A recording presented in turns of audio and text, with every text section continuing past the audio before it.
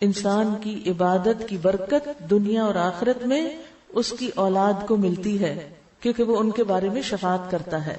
اس کی اولاد کے جنت میں بھی درجے بلند کیے جائیں گے تاکہ انسان اپنی اولاد سے آنکھوں کی ٹھنڈک پائے. قرآن مجید میں آتا ہے نا کہ ہم ان کی اولاد کو بھی ان سے ملا دیں گے، الحقنا بہم ذریتہم، کیونکہ انسان اس وقت خوش ہوتا ہے جب اس کے بچے، اس کی اولاد اس کے ساتھ ہو کسی بھی خوشی کے مقام پر. لیکن یہاں جو اصول ہے وہ یہ ہے کہ والدین کی نیکی کا اولاد کو لازمی فائدہ ملتا ہے. پیرنٹنگ کا ایک بہت بڑا اصول، بچوں کو نیک دیکھنا چاہتے ہیں خود نیک بن جائیں. بچے آپ کے طریقے پہ چلیں گے اور آپ کی نیکی کے اثرات ان تک پہنچیں گے. تو جب بچے ستائیں، جب بچے پریشان کریں، نیک راستے پر نہ آئے تو دیکھیں ہم نے تو اس عمر میں کوئی غلط کام نہیں کیے، ان پہ توبہ کریں. یا پھر یہ کہ آج میری زندگی میں تو کوئی ایسی چیز نہیں کہ جو میں اللہ کی نافرمانی کی کر رہی ہوں، کیونکہ جب انسان اللہ کی نافرمانی کرتا ہے تو اللہ سبحانہ وتعالیٰ ان لوگوں کو جو اس کے ماتحت ہوتے ہیں اس کا نافرمان کر دیتا ہے. اور اگر انسان نیک ہوتا ہے تو صرف زندگی میں نہیں، مرنے کے بعد بھی اس کی اولاد کی حفاظت کی جاتی ہے.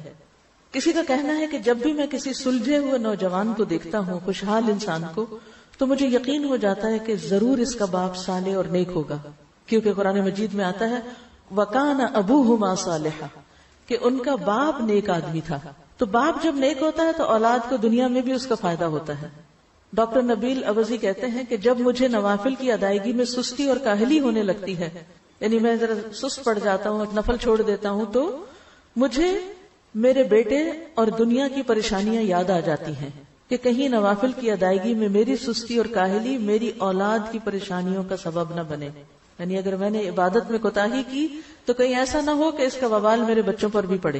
ابن مسیب کہتے ہیں اے میرے بیٹے، بے شک میں تیرے فائدے کی خاطر اپنی نماز کی رکعتیں زیادہ کر دیتا ہوں، اس امید پر کہ تمہارے بارے میں میری حفاظت کی جائے گی، یعنی مجھے تمہاری طرف سے پریشانی نہیں آئے گی. پھر اس آیت کی تلاوت کرتے وَكَانَ أَبُوهُمَا صَالِحًا، کہ ان کا باپ نیک تھا. میں اپنی عبادت اس لیے زیادہ کرتا ہوں تاکہ اللہ میری عبادت کو قبول کر کے کل تجھے بھی نیک بنائے. عبداللہ بن مسعود رضی اللہ عنہ جب رات میں نوافل ادا کرتے تو اپنے چھوٹے بچے کو سویا ہوا دیکھ کر کہتے من اجلک یا بنیا، اے میرے بیٹے یہ تیرے مستقبل کے لیے ہے. اور روتے ہوئے اللہ تعالیٰ کے اس قول وَكَانَ أَبُوهُمَا صَالِحًا کی تلاوت کیا کرتے تھے.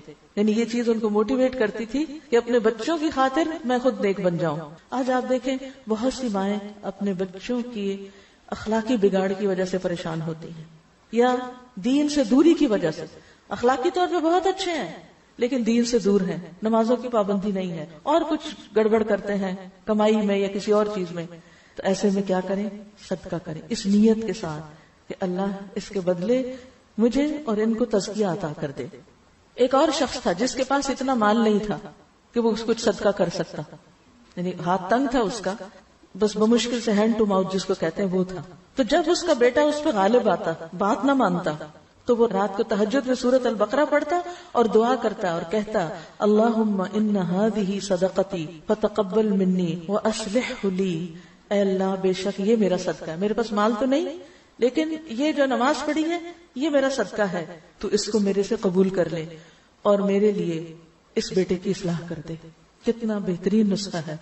عام طور پر بچوں کی تربیت کے بہت اصول بتائے جاتے ہیں، مگر یہ جو قرآن ہمیں اصول بتاتا ہے اور گہری حکمت کی باتیں یہ ہماری نگاہ سے پوشیدہ ہوتی ہیں. تو جب بچوں کی طرف سے پریشان ہو تو صدقہ کر کے ساتھ دعا کریں، اس نیت کے ساتھ صدقہ کریں اور دوسرے بچوں کے ساتھ خیر و بھلائی کے کام کریں. انشاءاللہ آپ کی اولاد کو بھی اللہ سدھار دے گا.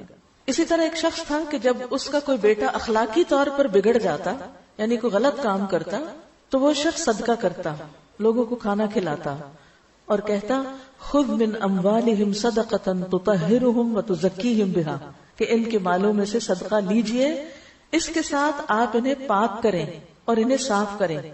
تو گویا صدقہ جو ہے وہ انسان کے گناہوں کا کفارہ بنتا ہے. اللہ کے راستے میں دینا، بخل سے نکلنا انسان کو خود بھی فائدہ دیتا ہے اور اولاد کی بھی بھلائی کا ذریعہ بنتا ہے.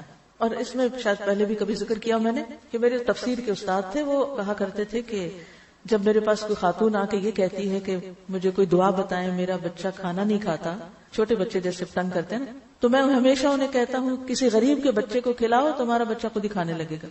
تمہارا بچہ نہیں پڑھ رہا، کسی اور کے بچے کو پڑھاؤ. یعنی جہاں دیکھو کہ کمی ہے جس راستے میں، وہ دوسروں کے ساتھ بھلائی شروع کر دو. جب تم دوسروں کے ساتھ خیر اور بھلائی کرو گے، کسی اور کے لیے سوچو گے، اور دور جانے کی ضرورت نہیں. اپنے ہی گھر میں بچے ہوتے ہیں، اپنے نہیں تو اپنے بہن بھائیوں کے، دیورانی جٹھانی کے، اور بچے تو سب معصوم ہوتے ہیں نا. تو دوسرے بچوں سے پیار کرو، دوسرے بچوں کا خیال کرو، انہیں کچھ کھلاؤ پلاؤ، تو دیکھو کہ کس طرح تمہاری اولاد میں اس کی خیر و بھلائی لوٹتی ہے. تو وہ صدقہ کر کے کہتے، اے اللہ یہ صدقہ میرے بیٹے کے اخلاقی تزکیے کے لیے ہے. یعنی میں نے یہ صدقہ کیوں کیا ہے؟ کس مشکل کی آسانی کے لیے؟ اپنے بچے کے تزکیے کے لیے کہ اس کو تو نیک بنا دے. بے شک اس کی یہ اخلاقی بے راہ روی جو ہے، اس کا بگڑنا میرے لیے اس کی بیماری سے بھی زیادہ شدید ہے. وہ بیمار ہو جاتا تو مجھے اتنی تکلیف نہ ہوتی جتنا وہ بگڑ چکا ہے اور نہ نماز پڑھتا ہے، نہ روزہ رکھتا ہے، نہ صدقہ کرتا ہے، اور کئی خرابیوں میں مبتلا ہو گیا.